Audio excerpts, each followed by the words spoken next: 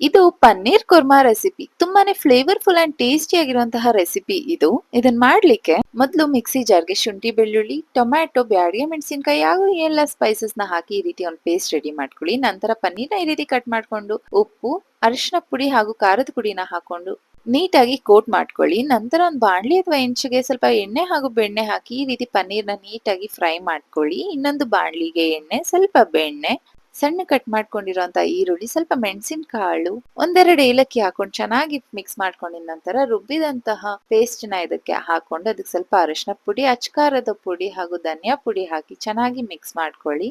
ಈ ರೀತಿ ಚೆನ್ನಾಗಿ ಮಿಕ್ಸ್ ಆಗಿದ ನಂತರ ಸ್ವಲ್ಪ ಮೊಸರನ್ನು ಕೂಡ ಹಾಕೊಂಡು ಚೆನ್ನಾಗಿ ಮಿಕ್ಸ್ ಮಾಡ್ಕೊಳ್ಳಿ. ಕನ್ಸಿಸ್ಟೆನ್ಸಿಗೆ ತಕ್ಕಾಗೆ ನೀರು ಹಾಗೂ ಉಪ್ಪನ್ನ ಹಾಕೊಂಡು ಮಸಾಲೆಯಿಂದ ಎಣ್ಣೆ ಸಪರೇಟ್ ಆಗ್ತಿದೆ ಅಂದಾಗ ಕಸೂರಿ ಮೇಥಿ ಹಾಕಿ ಮಿಕ್ಸ್ ಮಾಡ್ಕೊಂಡ ನಂತರ ಪನ್ನೀರ್ನ ಹಾಕೊಂಡು ಚೆನ್ನಾಗಿ ಒಂದೆರಡು ನಿಮಿಷ ಕುದಿಸ್ಕೊಂಡು ಲಾಸ್ಟಲ್ಲಿ ಕೊತ್ತಂಬರಿ ಸೊಪ್ಪನ್ನ ಹಾಕೊಂಡು ಈ ರೀತಿ ಹಸಿ ಮೆಣಸಿನ್ಕಾಯಿನ ಇಟ್ಟು ಒಂದೆರಡು ನಿಮಿಷ ಕುದಿಸ್ಕೊಂಡ್ರೆ ತುಂಬಾನೇ ಟೇಸ್ಟಿ ಆಗಿರುವಂತಹ ಪನ್ನೀರ್ ಕುರ್ಮಾ ರೆಡಿ ಆಗುತ್ತೆ.